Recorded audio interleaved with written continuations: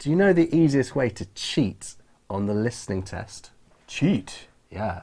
It's just to use grammar to make predictions. So that's what we're going to talk about today. So by watching this video, at the end, you should know how to easily predict the answers to listening questions, and that's going to give you a real boost in the listening test in the IELTS. So let's talk about that. Okay. So first of all, let's just talk about the listening. So how many questions are there on the listening? There are 40 questions, yeah. And you have 30 minutes to do them, with an extra 10 minutes at the end to transfer your answers. Yeah.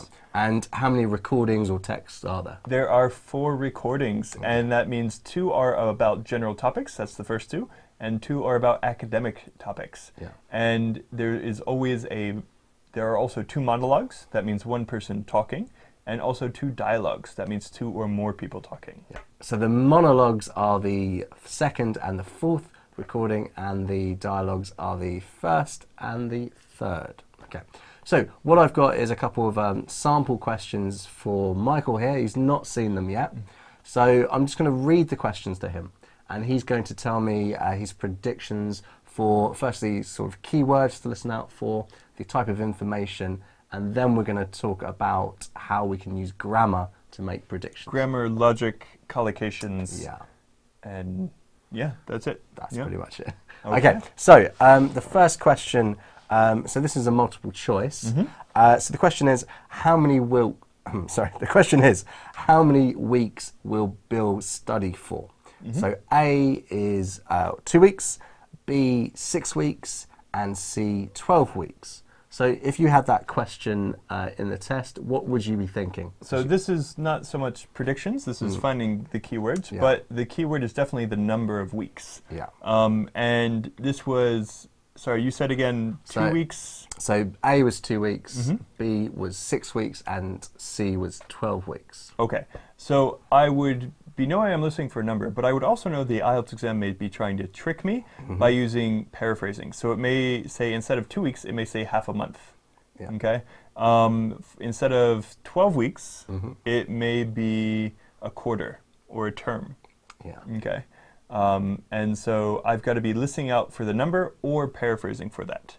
I would probably circle for keywords how many, and then also study.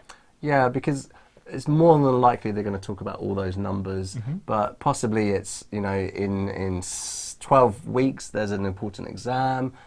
He can't start for 2 weeks because he's studying something else or he's doing another task.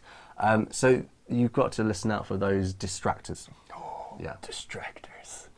Okay, so another sample question that I've got is which age group have increased their use of mobile phones? So which age group have increased their use of mobile phones? So for this question, what would you be thinking about? Well, definitely a keyword is age group, okay? And normally this is said as a number, you know, like people under 18, you know, 21 to 25, but they could also use adjective with the, like the elderly or the youth or middle-aged people. Are there 4 samples? No, so this would be like a sentence completion. Okay, gotcha. So let's say write no more than 3 words. This would be the instruction for this. Okay. So you would definitely be listening out for a number here. It's an age group, so it would definitely be a range of ages. But as you said, it could be sort of group of society, the elderly, teenagers, possibly. But the key thing here is you wouldn't be listening out for who. It wouldn't be the students. It would have to be an age. Yeah. So that's the key thing for this. Okay, so for the next example, I have a summary. And what I'm going to ask for Mike to do is to listen to the summary, which I'm going to have gaps in. And for each gap, I want him to use his grammar knowledge, as well as logic and collocations, and also to think about, along with grammar, the type of word we might be looking for, and see how many of these he can actually get right without even listening. Okay, so I'm going to read this. It's on one of my favourite topics, which is how beer is made. Okay, so Mike has not seen this, so this is totally off the cuff. Okay, so the process of brewing beer begins with something, water, and mashing malt grains. So the first sentence, the process of brewing beer begins with something, water, so that's the gap, and mashing malt grains. So using grammar, I know that it's a type of water. I would guess that it's cold or hot. Okay. And unfortunately, I don't know enough about beer to make an accurate prediction of, you know, the temperature. Lukewarm, warm, hot, cold water. But I have an idea of what I'm listening for. Okay. And now, if you listen again, so the process of brewing beer begins with something, water, and mashing malt grains. Ooh, So- a verb? Yeah. So Ah. with that and, You need another verb. yeah, so I've got and mashing noun. Yes. So begins with, so we've got a preposition. Boiling water. So there we go. We've got something, it must be an ing verb, right? Yes. If you look at it the other way around. But your first prediction of hot, cold, if the sentence ends after water, that would probably be a good guess. Or if there wasn't mashing grain. Yes. Okay. Yes. So I'm not going to tell you yet, but you're pretty close. Okay. Once the wort is boiling, something are added, which need to be thoroughly something together. Okay. So once the wort, so wort is the official term for beer before it is fermented. But you don't need to know that. You You will don't see need this to. a lot. You will see a word that you know is a Yeah. keyword, but you don't know the meaning. This will happen all the time Yeah. on the IELTS exam. You just need to know to listen for that Yeah. word. Okay. So once the wort is boiling, something are added, Mhm. which need to be thoroughly something together. Okay. So the first gap, something are added. By the way, in the future, can we use instead Oh. of something? Oh yeah. Yeah. Can you say it one more time? Okay, he wants an okay. Once the wort is boiling, are added, which need to be thoroughly together. Okay. So I would probably say good. So this is clearly related to the previous sentence. And I think it's the resulting mash of the mashed up.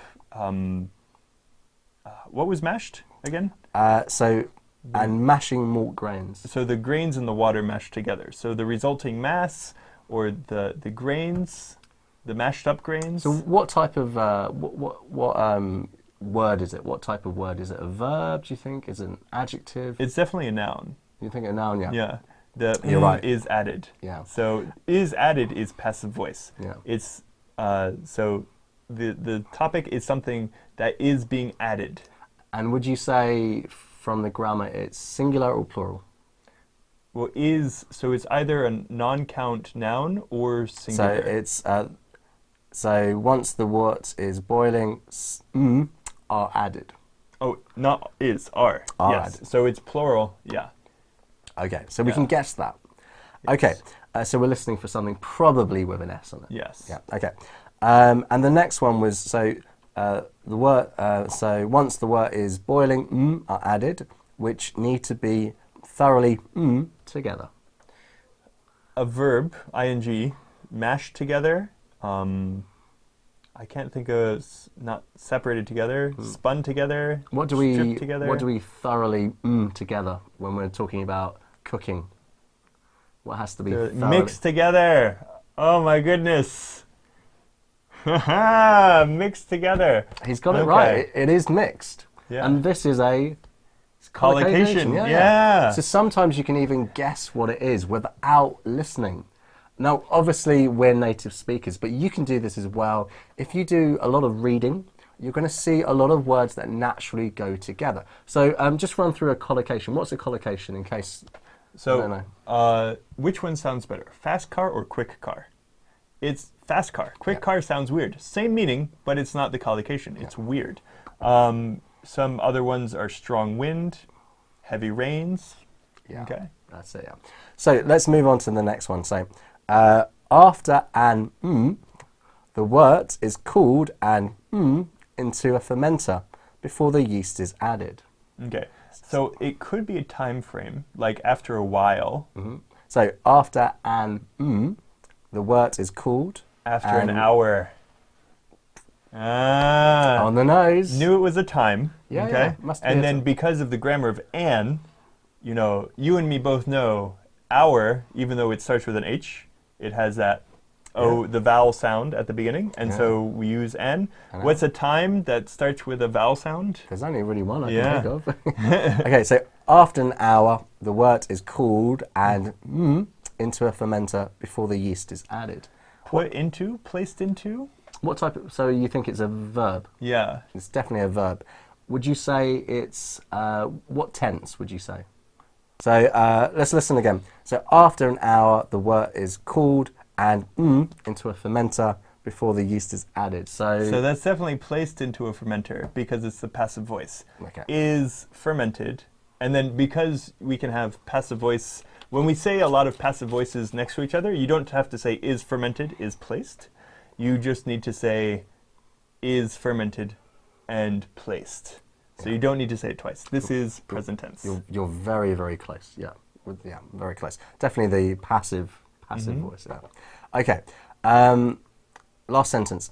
Over the next 2 weeks, the yeast will turn the wort into alcoholic. Over the next 2 weeks, the yeast will turn the wort into alcoholic. Alcoholic is an adjective, so I'm looking for a noun. Into alcoholic. If it was an alcoholic, then I could say an alcoholic beverage, but it's not. There's no an, so it's uncountable or plural. Can you use your logic here? So this is the last sentence. It's alcohol. It's an alcoholic mixture, but again, you need an. Over the next 2 weeks, the yeast will turn the wort into alcoholic. Alcoholic. What are we making? Beer. Bang. I know this is kind of wrong. If anyone makes beer out there, technically beer is already beer when you put yeast in it. But this was just an example. Also, alcoholic beer is always alcoholic. Not always. You can get a non-alcoholic beer. So this would be a really big distractor. That would be the difference between an 8 and a 9 question. Yeah. Because, you know, as an expert of beer, he knows that there are non-alcoholic beers out there. I was just trying to confuse him. Yeah, it was a really strong distractor. Yeah. Yeah. Okay. Cool. So let's hear the whole thing together. Okay. So the process of brewing beer begins with, and you said boiling water.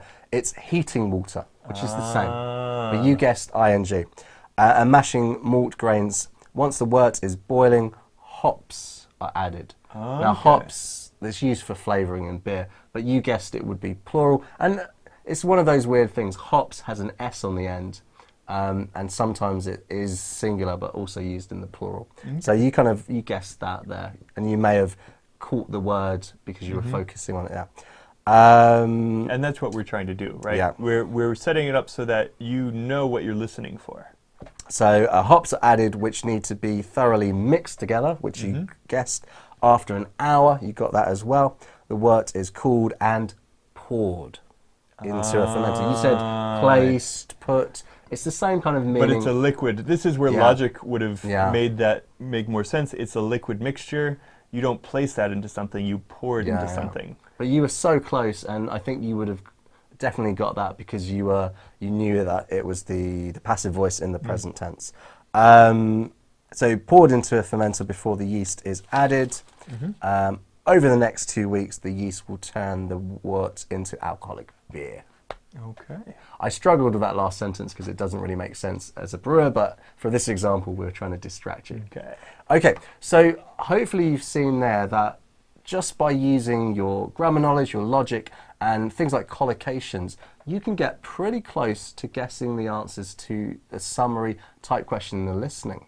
And this also works for reading. Yeah, and absolutely. Like Phil was saying, you guys are not native speakers, but this is a skill you can develop by practicing over and over and over again. You can look at some more examples on our website. Yeah. So thanks very much for watching. Don't forget to subscribe if you're not a subscriber yet, and give us a like if you think it was a good video. I thought it was a pretty good video. Yeah. And so this has been Phil. And Michael. And you're watching the IELTS Grind, and we'll see you next time. Peace.